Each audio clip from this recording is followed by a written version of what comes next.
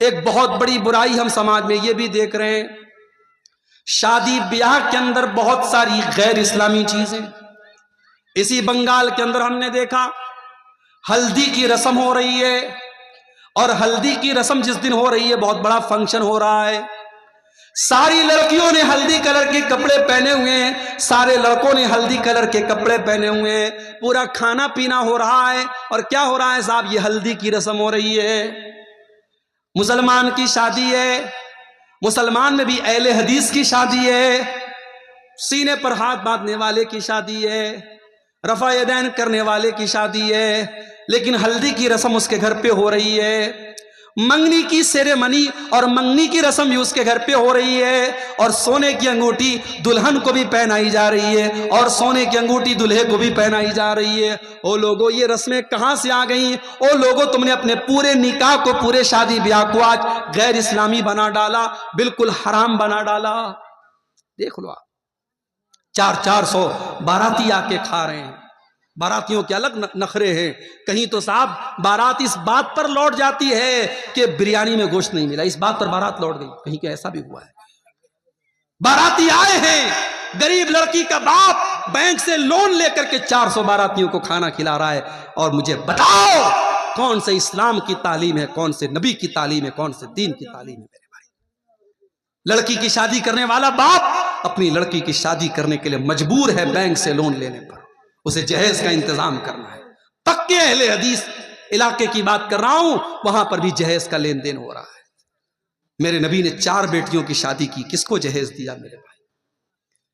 صحابہ نے اپنی بیٹیوں کی شادی میں کب لوگوں کے سامنے ہاتھ پھیلا کے بھیک مانگی اور قرضہ لے کے اپنی بیٹیوں کی شادی کی ہے؟ آپ نے بیٹیوں کو بوجھ بنایا ہے. اور یہی وجہ ہے ہمارے ملک میں، ہمارے بھارت میں ہر سال لاکھوں بچیاں ماں کے پیٹ میں مار دی جاتی ہیں، کیونکہ ان کا غریب باپ نہیں چاہتا ہے کہ میرے گھر میں ایک اور بیٹی آئے اور مجھے پھر اپنی بیٹی کے لیے قرضہ لینا پڑے. بیٹیوں کو باپ ماں کے پیٹ میں مروا دیتا ہے. میرے بھائی، اپنے شادی بیاہ کے سسٹم کو آسان کرو میرے بھائی. سماج بہت دوسرے طریقے پر جا رہا ہے. میں کہیں کہیں جاتا ہوں، مجھ سے نوجوان کہتے ہیں مولوی صاحب کوئی نصیحت کر دیجئے، کوئی قیمتی بات بتا دیجئے. میں ایک ہی قیمتی بات بتاتا ہوں، شادی کے قابل ہو گئے وہ شادی کرو. ان کے گارجین سے کہتا ہوں، لڑکیوں کے باپ سے کہتا ہوں. لڑکے تو پھر بھی کہہ دیتے ہیں گھر میں میری شادی کرا دو، لڑکیاں بیچاری شرماتی ہیں، وہ نہیں کہہ سکتی. لڑکی 25 سال کی ہو گئی، 28 سال کی ہو گئی، 30 سال کی ہو گئی، تم شادی نہیں کرا رہے ہو، کیوں نہیں کرا رہے ہو؟ ارے مولوی صاحب کیا بتائیں، ہمارے برابر کا رشتہ نہیں مل رہا ہے. اپنی شرطوں کو تھوڑا ڈاؤن کر دو میرے بھائی، اپنی شرطوں کو تھوڑا کم کر دو. اپنی بچیوں کی، اپنے بچوں کی صحیح ٹائم پر شادی کرو. نہیں کراؤ گے، ہوٹلز کھلے ہیں، زنا کے اڈے کھلے ہیں. اور ابھی رپورٹ آئی ہے، ایک ہوٹل کمپنی ہے جو پورے بھارت میں جس کے ہوٹلوں میں زناکاری ہوتی ہے، اس ہوٹل کی کمپنی کا سروے آیا ہے، پورے بھارت میں اس ہوٹل کو سب سے زیادہ حیدرآباد شہر میں یوز کیا جاتا ہے، اور حیدرآباد میں بھی سب سے زیادہ مسلم علاقوں میں یوز ہو رہا ہے. آج آپ کی مسلمان لڑکیاں اس راستے پر جا رہی. کرناٹک کی حویری سے ابھی ایک نیوز آئی، 26 سال کی مسلمان لڑکی 40 سال کے غیر مسلم رکشہ ڈرائیور کے ساتھ ہوٹل کے کمرے میں پائی گئی، بدکاری کرتے ہوئے پائی گئی. یہ حالات آپ کی قوم کے ہیں میرے بھائی. ہمارے اتر پردیش کے بریلی شہر میں 8 سال تک مدرسے میں پڑھنے والی لڑکی آج غیر مسلم کے ساتھ اپنے گھر کو، اپنے باپ کو، اپنے پریوار کو چھوڑ کے جاتی ہے اور غیر مسلم کے ساتھ شادی کرتی ہے اور اس کے مذہب میں داخل ہو جاتی ہے، اسلام کو چھوڑ دیتی ہے. آپ نے کیا کیا میرے بھائی؟ آپ کے اسی بنگال میں دیکھتا ہوں جلسہ ہو رہا ہے، آپ نے عورتوں کا انتظام کیا ہے، بہت اچھی بات ہے. لیکن آپ کے یہاں جمعہ کی نماز ہوتی ہے مسجد میں، جامع مسجد میں.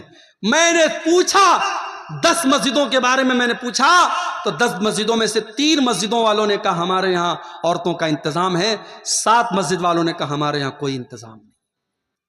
کیوں انتظام نہیں؟ کیا آپ کے پاس پیسے کی کمی ہے؟ نہیں، بہت پیسہ ہے آپ کے پاس. آپ کی شادیاں بتاتی ہیں بہت پیسہ ہے آپ کے پاس. آپ کی فضول خرچی بتاتی ہے بہت پیسہ ہے آپ کے پاس. شادی بیاہ کے موقع پر آپ کے لاکھوں کے خرچ بتاتے بہت پیسے ہیں آپ کے پاس. اگر بچانا چاہتے ہو اپنی قوم کی بچیوں کو، اپنی مہیلاؤں کو، اپنی بیٹیوں کو، میری بات لکھ لو.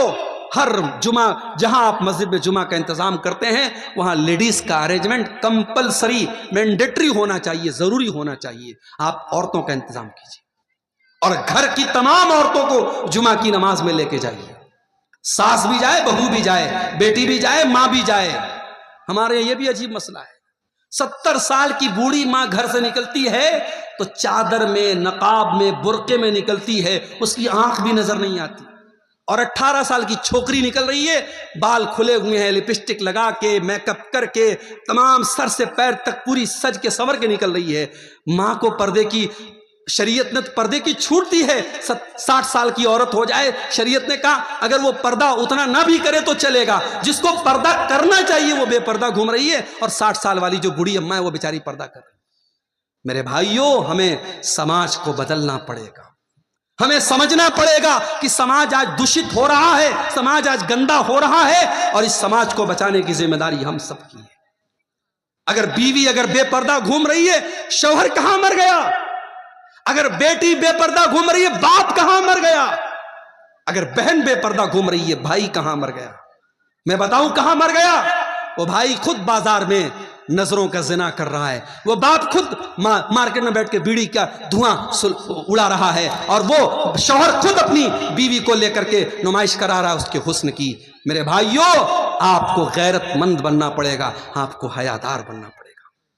اللہ کے نبی فرماتے ہیں ثلاثۃ لا ينظر اللہ عز وجل الیہم یوم القیامہ. 3 لوگ ایسے ہوں گے قیامت کے دن جن کی طرف اللہ تعالیٰ دیکھے گا بھی نہیں، بات بھی نہیں کرے گا، پاک اور صاف بھی نہیں کرے گا. نمبر 1، العاق لوالدی، اپنے ماں باپ کو ستانے والا، اپنے ماں باپ کو دکھ دینے والا، اپنے ماں باپ کو تکلیف دینے والا. مگر یہاں پہ رک جائیے.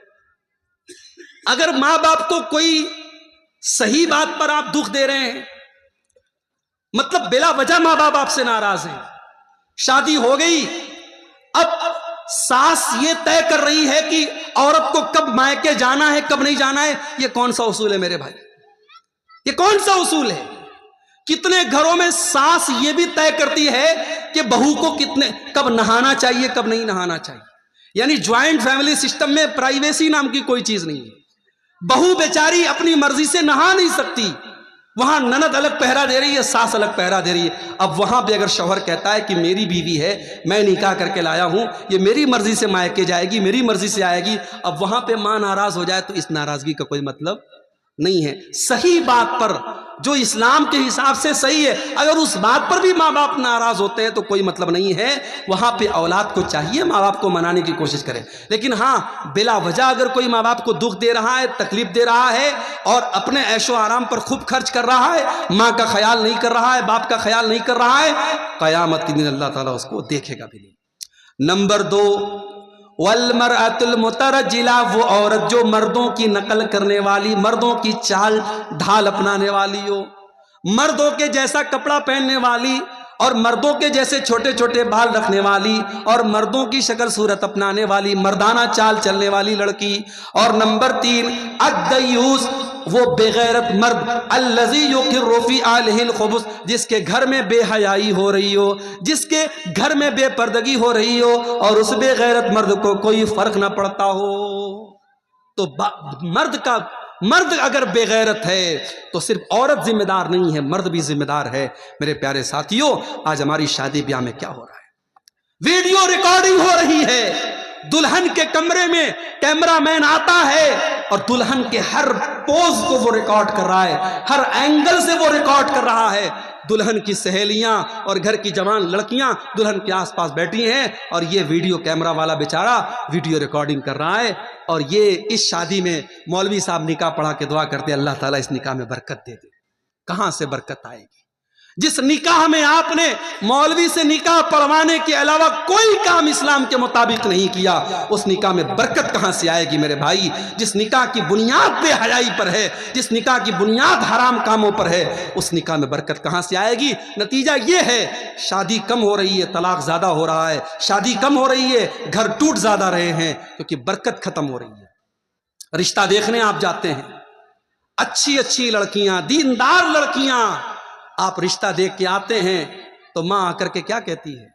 رشتہ تو بہت اچھا تھا، لڑکی کا کلر تھوڑا سا ڈاؤن تھا، تھوڑا سانولی تھی۔ ارے اللہ کی بندی، یہ کوئی سانولی ہے، کوئی گوری ہے، کوئی کالی ہے، یہ رنگ کس نے بنائے؟ اللہ نے بنائے۔ اس پہ انسان کا تو اختیار نہیں ہے نا۔ کسی کی 3 بیٹیاں ہیں، 2 بیٹیاں بڑی گوری چٹی ہیں، ایک بیٹی کا رنگ تھوڑا سا سانولا ہے، تو کیا اس سانولی لڑکی بیچاری اس کو ریجیکٹ کر دیا جائے؟ بیچاری پڑھی لکھی ہے، دیندار ہے، نمازی ہے، صرف رنگ ڈاؤن ہونے کی وجہ سے اس کو ریجیکٹ کر دیا جائے؟ یہ کون سا انصاف ہے میرے بھائی؟ ہمیں اپنی سوچ کو بدلنا پڑے گا۔ ان غریب بچیوں کو آج دینداری کے باوجود ریجیکٹ کیا جاتا ہے، نتیجہ یہ نکلتا ہے جب سمے سیما پار ہو جاتی ہے وہ لڑکیاں غلط راستے اٹھاتی ہیں۔ آج سماج میں آپ یہ منظر بھی دیکھیے میرے بھائی، کوئی لڑکی، کوئی عورت بیوہ ہو گئی، اس کے شوہر کا ایکسیڈنٹ میں انتقال ہو گیا، 1 سال کا بچہ ہے، بیوہ ہو گئی۔ اب سماج کیا کہتا ہے؟ صاحب ارے عورت ہے، بچے کے سہارے زندگی گزار لے گی۔ میں کہتا ہوں دنیا کا سب سے بڑا جھوٹ ہے یہ، دنیا کا سب سے بڑا فراڈ ہے یہ۔ ایک بچے کے سہارے عورت زندگی گزار لے گی، اس کی جوانی، اس کی عزت، اس کی خواہشات، اس کی ڈیزائرز، اس کا کوئی مطلب نہیں ہے۔ اس سماج کو ہمیں بدلنا پڑے گا۔ مطلقہ اور بیوہ عورتوں کی شادی کا بھی ماحول پیدا کرنا پڑے گا۔ جو لڑکیاں، جو عورتیں جوانی میں بیوہ ہو گئی، جوانی میں مطلقہ ہو گئی، ان کی شادی آپ نہیں کرائیں گے، غلط راستے وہ چنیں گی اور سماج میں گندگی پھیلے گی اور پھیل رہی ہے۔ میرے پیارے ساتھیوں، شادی بیاہ میں یہ بہت ساری چیزیں ہیں جن کی ہمیں اصلاح کرنے کی ضرورت ہے۔ سب سے پہلے تو آپ رشتوں میں دینداری کو ترجیح دیجیے۔ میں لڑکوں سے کہنا چاہتا ہوں، اپنی ماں سے کہہ دو، مجھے ماں میرے گھر میں کوئی جہیز نہیں چاہیے، میں چٹائی پر سو لوں گا، میری حیثیت ہوگی میں فرنیچر کا انتظام کروں گا، میں بیڈ کا انتظام کروں گا، میری حیثیت ہوگی میں ریفریجریٹر گھر میں لاؤں گا، ورنہ گھڑے کا پانی پی کے گزارا کر لوں گا، مگر مجھے جہیز کی بھیک میں ملنے والی فریج نہیں چاہیے، مجھے جہیز کی بھیک میں ملنے والی چارپائی نہیں چاہیے۔ اپنی ماں سے جا کے کہہ دو مجھے دیندار بیوی لا کے دے دو۔ اللہ کے نبی فرماتے لِيَتَّخِذْ أَحَدُكُمْ قَلْبًا شَاكِرًا وَلِسَانًا ذَاكِرًا وَزَوْجَةً مُؤْمِنَةً تُعِينُهُ عَلَى أَمْرِ الْآخِرَةِ۔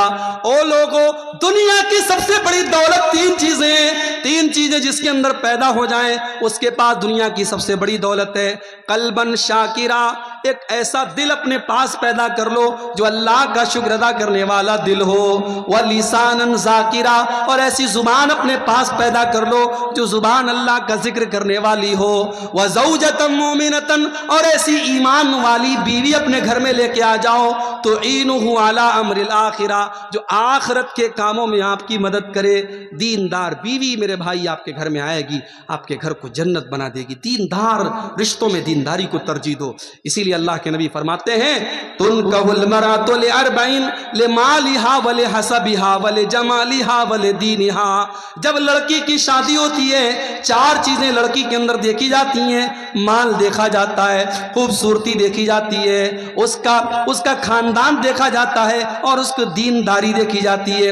آپ نے فرمایا فَاظْفَرْ بِذَاتِ الدِّینِ، دیندار لڑکی کو ترجیح دو، کامیاب ہو جاؤ۔ آج حالات یہ ہے میرے بھائی، 8-8 9-9 سال کے بچے اور بچیاں، ان کے بھی انسٹاگرام پر فوٹوز، وہ بھی اپنے فوٹوز ڈال رہے ہیں، وہ بھی انسٹاگرام پر دوستیاں کر رہے ہیں، وہ بھی ٹیلی گرام اور واٹس ایپ پر تعلق قائم کر رہے ہیں۔ جو بچے ابھی ڈھنگ سے بالغ نہیں ہوئے، جو بچیاں ڈھنگ سے بالغ نہیں ہوئیں، ان کو بھی گرل فرینڈ اور بوائے فرینڈ کا کلچر ان کے سماج میں پھیلایا جا رہا ہے۔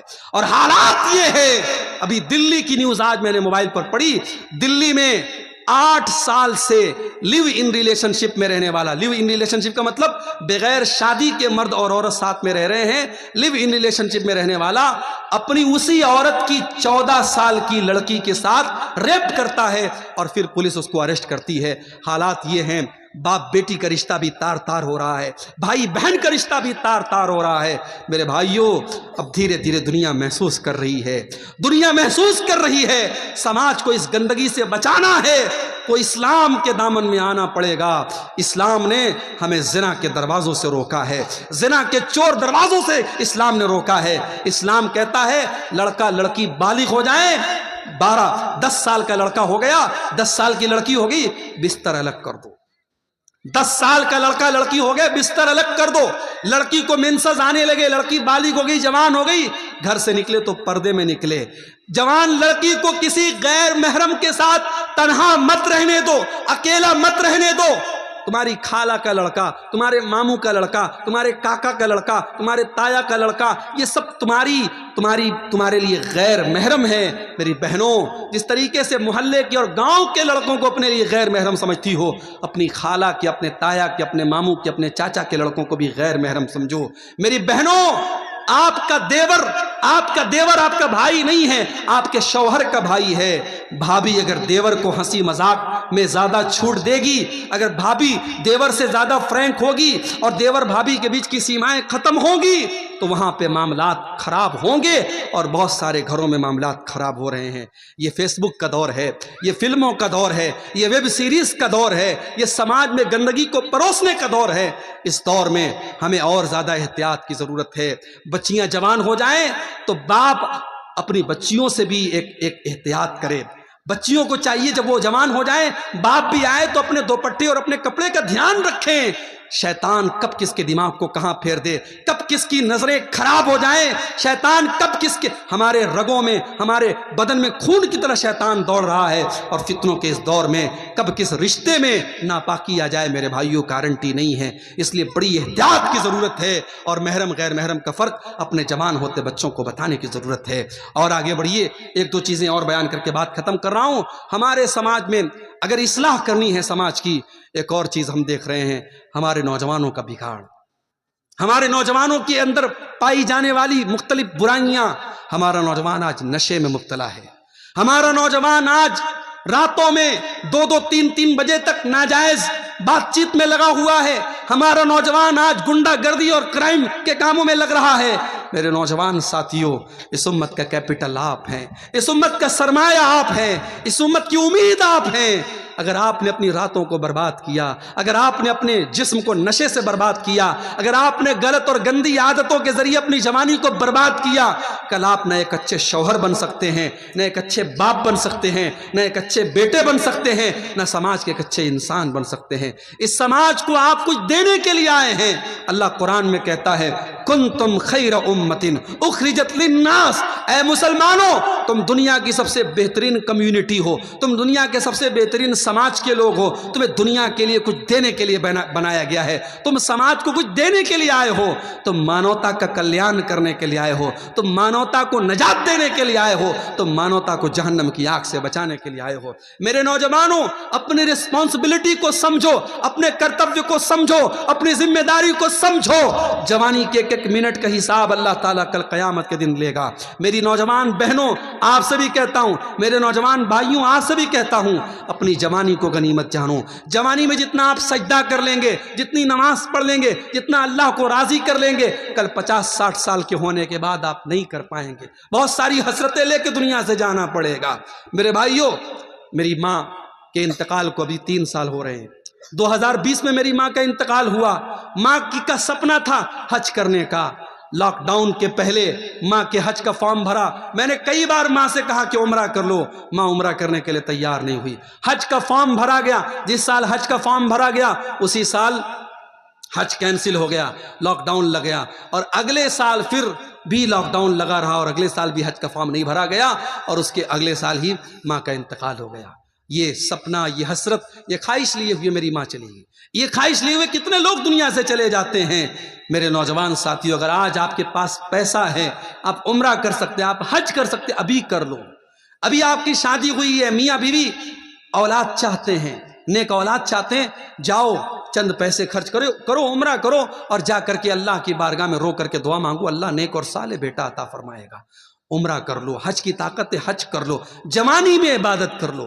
واللہ میں نے روتے ہوئے دیکھا ہے 70 سال کے 60 سال کے بوڑھوں کو، جب وہ حج کرنے گئے، وہ بیچارے ویل چیئر پہ دوسرے ان کو طواف کرا رہے ہیں، وہ بیچارے ہوٹل سے حرم میں جانے کی طاقت نہیں ہے، وہ کمرے میں بیٹھ کے نماز پڑھتے ہیں، وہ روتے ہیں کہ کاش ہم نے جوانی میں نماز پڑھی ہوتی، ہم نے جوانی میں حج کیا ہوتا، ہم نے جوانی میں اللہ کی عبادت کی ہوتی۔ اللہ کے پیارے نبی فرماتے ہیں، اغتنم خمسا قبل خمس، 5 چیزوں چیزوں کی قدر کرو 5 چیزوں کے آنے سے پہلے. شبابک قبل حرمک, اپنی جوانی کی قدر کرو بڑھاپے کے آنے سے پہلے. وصحتک قبل سقمک, اپنی تندرستی کی قدر کرو بیماری کے آنے سے پہلے. وغناک قبل فقرک, اپنی دولت کی قدر کرو اپنی غریبی کے آنے کے پہلے. وفراغک قبل شغلک, اپنے سمے کی قدر کرو اپنے ویست ہونے سے پہلے. اور 5ویں چیز وحیاتک قبل موتک, اپنی موت کے آنے سے پہلے اپنی زندگی کی قدر کرو. میرے نوجوانوں, اس امت کو بڑی امیدیں ہیں, اپنی نوجوانی کی حفاظت کرو. اسی طریقے سے سماج کی اصلاح کا ایک روپ یہ بھی ہے کہ وراثت میں جس کا جو حق ہے وہ دے دو. آپ کی بیٹیاں بھی آپ کی وراثت کی حقدار ہیں. جو پراپرٹی آپ نے بنائی ہے, جو زمین آپ نے خریدی ہے, جو پیسہ آپ نے کمایا ہے, آپ کے مرنے کے بعد آپ کے بیٹوں کے ساتھ ساتھ آپ کی بیٹیاں بھی اس کی وارث ہیں. بیٹیوں کو آپ نے جہیز دے دیا, اس کا مطلب یہ نہیں کہ بیٹیاں آپ کی پراپرٹی کی وارث نہیں بنیں گی. اور بھائیوں سے کہتا ہوں, باپ کے مرنے کے بعد اگر آپ نے اپنی بہنوں کو ان کی پراپرٹی میں, ان کے باپ کے ترکے میں حصہ نہیں دیا تو کل قیامت کے دن اللہ آپ کی گردن پکڑے گا. کل قیامت کے دن اللہ کیا آپ کی گردن پکڑی جائے گی. اللہ نے وراثت کا مسئلہ جب بیان کیا تو قرآن میں کیا فرمایا؟ وَتِلْكَ حُدُودُ اللَّهِ, میرے بندو یہ وراثت کے جو قانون بیان کیے جا رہے ہیں یہ اللہ کا بنایا ہوا قانون ہے. وَمَن يُطِعِ اللَّهَ وَرَسُولَهُ يُدْخِلْهُ جَنَّاتٍ تَجْرِي مِن تَحْتِهَا الْأَنْهَارُ, جو اللہ کی اطاعت کرے گا, جو رسول کی اطاعت کرے گا, اللہ اسے جنت میں داخل کرے گا اور وہ جنت میں ہمیشہ ہمیشہ رہے گا. وَذَلِكَ الْفَوْزُ الْعَظِيمُ, اور یہ بہت بڑی کامیابی ہے. وَمَن يَعْصِ اللَّهَ وَرَسُولَهُ وَيَتَعَدَّ حدودہ یدخلہ نارا خالدا فیہا, اور جو اللہ کی نافرمانی کرے گا, جو رسول کی نافرمانی کرے گا اور جو اللہ کے قانون کو توڑے گا, اس کو اللہ جہنم کی آگ میں ڈالے گا اور وہ جہنم کی آگ میں ہمیشہ رہے گا. وراثت کے سلسلے میں اگر آپ نے اللہ کا قانون توڑا ہے, اللہ جہنم کی وعید سنا رہا ہے. میرے بھائیوں, وراثت کو صحیح طریقے سے جو حقدار ہیں ان کو دے دو. اللہ کے نبی فرماتے ہیں لَتُعَدُّنَّ الْحُقُوقَ إِلَىٰ أَهْلِهَا, او لوگوں تم لوگوں کا حق ان کو دے دو ورنہ قیامت کے دن تمہیں دینا پڑے گا. حَتَّى يُقَادَ لِلشَّاةِ الْجَلْحَاءِ مِنَ الشَّاةِ الْقَرْنَاءِ, قیامت کے دن سینگ والی بکری سے بھی قصاص لیا جائے گا اگر اس نے بغیر سینگ والی بکری کے اوپر ظلم کیا ہے. تو وراثت کو صحیح طریقے سے بانٹ دو. اور آخری چیز بیان کر کے میرے بھائیوں بات ختم کر رہا ہوں. اسی کلیا چک کے علاقے میں ایک صاحب بتانے لگے کہ ہمارے یہاں جب جلسہ ہوتا ہے تو ہر سال بردر فلاں کو بلایا جاتا ہے. علماء کو نہیں بلاتے, بردرز کو بلاتے ہیں. کیوں؟ بردرز کی فین فالوئنگ زیادہ ہے. فلاں بردر صاحب ہیں, وہ فیس بک کے اوپر لائیو کوسچن آنسر کرتے ہیں, لوگوں کے سوال کا لائیو جواب دیتے ہیں. اتنا لائیو تو علماء بھی جواب نہیں دیتے. میرے بھائی, علماء کی جگہ بردرز نہیں لے سکتے. یہ دور فتنوں کا دور ہے اور علماء کی جگہ آپ نے جاہلوں کو علماء کا مقام دے رکھا ہے. آپ کے بڑے بڑے اسٹیج پر آج جاہلوں کو, جن کو عربی زبان نہیں آتی, جن کو قرآن پڑھنا نہیں آتا, ان کو آپ نے علماء کا مقام دے دیا ہے. اور علماء کے ساتھ آپ نے کیا سلوک کیا؟ علماء کے ساتھ آپ نے یہی سلوک کیا کہ جتنا آپ کے بچے کی پاکٹ منی کا خرچ ہے اتنا آپ کے مولوی صاحب کی تنخواہ ہے. آپ کے بنگلور میں سڑک پر صفائی کرنے والا اور جھاڑو دینے والا, وہ بھنگی, وہ صفائی کرمچاری, اس کی سیلری آج 18,000 ہے تو وہ لوگ اسٹرائک کر رہے ہیں کہ ہماری سیلری 30 سے 35,000 کی جائے. اور یہاں ہمارے مسجد میں 5 ٹائم کی نماز پڑھانے والا اور جمعہ کا خطبہ دینے والا ہمارا امام, ہمارا خطیب, اس کی تنخواہ 5,000 6,000, بڑی مشکل سے کہیں بڑے دل دریا والے لوگ ہیں تو 10,000. یہ ہم نے اپنے علماء کے ساتھ یہ سلوک کیا ہے. ہمارے علماء کے لیے ہماری مسجدوں میں اتنی چھوٹی سی کوٹری بنائی جاتی ہے کہ عالم صاحب اکیلے رہیں, پریوار کے ساتھ نہ رہنے پائیں. عالم صاحب کا پریوار کہاں رہتا ہے؟ بہار میں, جھارکھنڈ میں. عالم صاحب مہینے میں ایک بار اپنی بیوی کے پاس, بچوں کے پاس جاتے ہیں. میرے بھائیوں, آپ کو اپنے بچوں کے ساتھ اور پریوار کے ساتھ رہنے کا ادھیکار ہے تو اس امام صاحب کو, اس عالم صاحب کو کیوں نہیں ہے؟ ان کے بچے اپنے باپ کے جیتے جی یتیم کیوں بنے ہیں؟ ان کی بیوی اپنے شوہر کے جیتے جی بیوہ کیوں بنی ہے؟ اس کا حساب بھی ہمیں قیامت کے دن اللہ کی بارگاہ میں دینا پڑے گا۔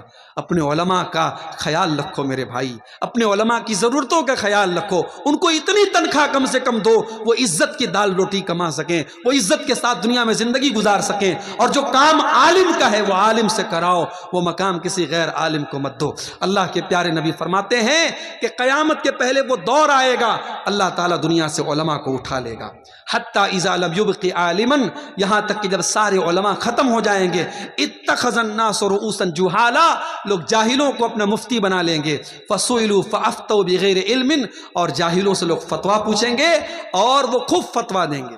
آپ کے بنگال میں جاہل مفتیوں کی بڑی بھرمار ہے، جس کے یوٹیوب پر 1 لاکھ سبسکرائبر ہو گئے، بہت بڑا علامہ بن گیا صاحب۔ اس کے سبسکرائبر کی تعداد اور یوٹیوب چینل پر اس کو لائک کرنے والوں کے، اس کے فالوورز کی تعداد کے حساب سے یہ طے کیا جاتا ہے کہ وہ کتنا بڑا علامہ ہے۔ نہیں میرے بھائی، یہ ضروری نہیں ہے کہ یوٹیوب پر فالوورز اور ویورز کی تعداد کے حساب سے۔ میں یوٹیوب چینل والے موجود ہیں، میں بڑے صاف الفاظ میں کہتا ہوں، ان کا کام صرف اپنی ویورشپ بڑھانا ہے۔ یہ ویورشپ بڑھانے کے لیے کتنے یوٹیوب چینلز والوں کو میں جانتا ہوں، میری تقریر کے اوپر وہ تھمبنیل لگاتے ہیں، واللہ مجھے دیکھ کے شرم آتی ہے۔ مجھے ڈیلی لوگ واٹس ایپ پر بھیجتے ہیں، مولانا آپ کی تقریر پر دیکھیں یہ تھمبنیل لگایا۔ ابھی رام مندر کا مسئلہ چل رہا ہے، میں نے کسی تقریر میں ایک لفظ ہی رام مندر پر نہیں بولا ہے، لیکن رام مندر پر عبدالغفار صاحب بھڑکے، مولانا عبدالغفار صاحب نے یہ بولا وہ بولا، کتنے چینل والوں نے فرضی آڈیو میں کچھ ہے، تقریر کچھ ہے، تھمبنیل پہ انہوں نے رام مندر لگایا ہے۔ اور سب جانتے ہیں کہ میں اتر پردیش کا رہنے والا ہوں، میں ایک مدرسے میں ٹیچر ہوں، سارے مسئلے لوگوں کو پتا ہے، پھر بھی یہ چینل والے باز نہیں آتے ہیں۔ میرے بھائیو، ایسے دور میں ہمیں اور آپ کو اور ہوشیار رہنے کی ضرورت ہے۔ ویورشپ کے حساب سے اور لائک کرنے والوں کے حساب سے علم طے نہیں ہوتا ہے۔ آپ مستند علماء، آپ کے علاقے کے، بنگال کے، بہار کے، جھارکھنڈ کے جو آتھینٹک علماء ہیں، جن کی عمریں گزری ہیں قرآن و حدیث کی خدمت کرنے میں، ان سے آپ اپنے تعلق کو مضبوط کیجئے، ان سے اپنے کنیکشن کو مضبوط کیجئے، ان سے فتویٰ پوچھئے۔ جھارکھنڈ کے بہت بڑے عالم تھے، اللہ مغفرت فرمائے، مولانا عبدالعزیز حقانی صاحب انتقال کر گئے۔ دھیرے دھیرے دیکھیے، ابھی مولانا اشرف الحق رحمانی صاحب بیمار چل رہے ہیں، ان کے حق میں دعا کیجیے، اللہ ان کو شفائے کاملہ عاجلہ عطا فرمائے۔ جو ہماری جماعت کے بزرگ علماء ہیں، جو حقیقت میں عالم ہیں، وہ دھیرے دھیرے دنیا سے جا رہے ہیں۔ کتنے علماء دنیا سے چلے گئے اور کتنے علماء بیمار ہیں۔ میرے بھائیوں، علماء سے جڑ کے رہیے، اور جب دنیا میں کوئی میٹر ہو جائے، ہر میٹر پر اپنی رائے مت دیجیے، فیس بک پر ہر میٹر پر فتویٰ مت جھاڑیے۔ آپ کے علماء اندھے نہیں ہیں، آپ کے علماء بہرے نہیں ہیں۔ جو چیزیں آپ کو نظر آ رہی ہیں، آپ کے علماء کو بھی نظر آ رہی ہیں۔ ان کی رائے کا انتظار کیجئے، ان کے موقف کا انتظار کیجئے، ان کا اسٹینڈ کیا ہے۔ ہر مسئلے میں آپ کودنے کی کوشش مت کیجئے۔ اپنے نوجوانوں کو ایک نصیحت کرتا ہوں کہ آپ، جو قوم اپنے علماء سے اپنا تعلق توڑے گی، وہ قوم نہ گھر کی رہے گی نہ گھاٹ کی رہے گی۔ تو یہ چند باتیں اصلاح معاشرہ کے تعلق سے تھیں۔ یہ ایک پرچی آئی ہے، آخر میں کچھ سوالات ہیں، ان کا جواب دے کے ہم بات ختم کریں گے۔ روزہ رکھ کر کے کوئی شخص ٹیکا یا انجیکشن لے سکتا ہے یا نہیں؟ نارمل ٹیکا، نارمل انجیکشن آپ لگوا سکتے ہیں۔ جو انجیکشن طاقت کا ہے، جو آپ کے بدن کو طاقت دے رہا ہے، طاقت کا انجیکشن آپ روزے کی حالت میں نہیں لگوائیں گے۔ کیوں؟ کیونکہ وہ غذا کا کام کر رہا ہے، وہ آپ کے بدن کو غذا پہنچا رہا ہے۔ تو روزے کی حالت میں جیسے ہم منہ سے غذا نہیں لے سکتے، ایسے کسی بھی باڈی کے طریقے سے ہم غذا اندر نہیں پہنچاتے، لیکن دوا ہے تو دوا کے طور پہ نارمل انجیکشن ہم لے سکتے ہیں۔ فی الحال سماج میں بھائی بہن اور دوستوں کو لے کر شادی کے لڑکی دیکھنے جاتے ہیں، ایسا دیکھنا شریعت میں کتنا حد تک صحیح ہے؟ دیکھیے، مناسب تو یہ ہے کہ ٹھیک ہے، اگر مان لیجئے کہ لڑکے کا باپ جا رہا ہے، لڑکی کی ماں جا رہی ہے، تو لڑکی کو دیکھنے کے لیے جو لیڈیز ہیں وہ دیکھ لیں، چائے ناشتہ جو آ رہا ہے، مہمان نوازی کے طور پہ جو چیزیں آ رہی ہیں، اس میں سارے لوگ جو گئے ہیں وہ شامل ہو جائیں۔ لیکن لڑکی کو دکھانے کا جو کام ہے وہ صرف لیڈیز کو دکھایا جائے، کیونکہ ابھی ہونے والا سسر بھی ابھی ہونے والا سسر ہے، ابھی وہ سسر ہوا نہیں ہے۔ تو بہتر یہی ہے، شریعت کے حساب سے مناسب یہی ہے کہ جو مرد حضرات ہیں وہ لڑکی کو دیکھنے کا اہتمام نہ کریں، کیونکہ ابھی وہ لڑکی ان سب کے لیے غیر محرم ہے۔ روزہ رکھ کر خون دے سکتے ہیں یا نہیں؟ دے سکتے ہیں، اگر آپ کا جسم الاؤ کرتا ہے روزہ رکھنے، اگر اس سے کوئی کمزوری آپ کو فیل نہیں ہوتی ہے، روزے پر کوئی اثر نہیں پڑتا ہے تو دے سکتے ہیں۔ اگر آپ کی باڈی اس لائق ہے، کوئی حرج کی بات نہیں ہے۔ ایسی کوئی دلیل نہیں ملتی ہے کہ خون دینے سے آپ کا روزہ ٹوٹ جائے گا. اور علماء کا فتویٰ بھی یہی ہے کہ اگر باڈی اس کے لائق ہے خون دینے کے لائق تو دیا جا سکتا ہے. کون سی گفتگو کو غیبت کہا جائے گا؟ ظاہر ہے کسی کی بھی کوئی برائی آپ بیان کرے وہ غیبت ہے. مقصد کیا ہے آپ کا برائی بیان کرنے کا؟ مقصد کیا ہے؟ اگر مقصد یہ ہے کہ سامنے والا سدھر جائے تو اس کے پیٹھ کے پیچھے بیان کرنے سے تو وہ نہیں سدھرے گا. ہاں اگر کوئی برائی ایسی ہے کسی کے اندر کہ اس کی برائی دوسروں تک پہنچ رہی ہے، مثال کے طور پر کوئی چور ہے، لوگوں کا مال چوری کر رہا ہے، تو اس کے بارے میں لوگوں کو الرٹ کریں آپ کہ بھائی صاحب دیکھو وہ چور ہے، وہ تمہارے گھر میں آئے تو بچ کے رہنا، وہ چوری کرتا ہے، تو یہ غیبت نہیں ہوگی. کسی کے فتنے سے لوگوں کو بچانا، کسی کی برائی سے لوگوں کو بچانا یہ غیبت نہیں ہے. لیکن کسی کی پرسنل برائی ہے، مثال کے طور پر کوئی آدمی کے اندر کوئی ایسی چیز آپ نے دیکھی جو پرسنل ہے اور بری ہے، تو آپ لوگوں سے چرچا مت کیجیے، آپ اس سے پرسنل میں مل کر کے اس کی اصلاح کی کوشش کیجیے. اگر وہ اپنی اصلاح کر لیتا ہے اچھی بات ہے، نہیں کرتا ہے تو آپ ذمہ دار نہیں ہوں گے. لیکن اگر آپ دوسروں سے اس کے بارے میں بیان کریں گے تو اس کا گناہ آپ کے سر پر ہوگا، یہ غیبت ہوگی. اللہ سے دعا ہے رب العالمین ہم سب کو اپنی اصلاح کرنے کی توفیق عطا فرمائے. جاتے جاتے آپ حضرات سے گزارش ہے مسجد کے لیے بڑھ چڑھ کر کے آپ تعاون کرتے ہوئے جائیں. جو بھی آپ ہم بس اسی کے لیے تو اعلان کر رہے ہیں. آپ حضرات جانتے ہیں پروگرام یہ 2 روز کا پروگرام مسجد کے تعاون کے لیے ہوا ہے. آپ حضرات جو بھی دے کر کے آپ جا سکتے ہیں. اپنی ماؤں بہنوں سے بھی کہنا چاہوں گا کہ جاتے جاتے رات کے اس آخری وقت میں، اس سہانے وقت میں، قبولیت کے وقت میں آپ کا چندہ، آپ کا صدقہ خیرات انشاءاللہ اس کا اجر و ثواب آپ کو زیادہ ملے گا. آپ مسجد میں اللہ کے گھر میں اپنا تعاون کر کے جائیں. اللہ کے رسول کی حدیث ہے من بنا للہ مسجدا بن اللہ لہ بیتا فی الجنہ، جو اللہ کے لیے گھر بنواتا ہے، مسجد بنواتا ہے، اللہ جنت میں اس کے لیے گھر بنواتا ہے. آپ حضرات سے گزارش ہے کہ آپ اس مسجد کے لیے ضرور تعاون کر کے جائیں.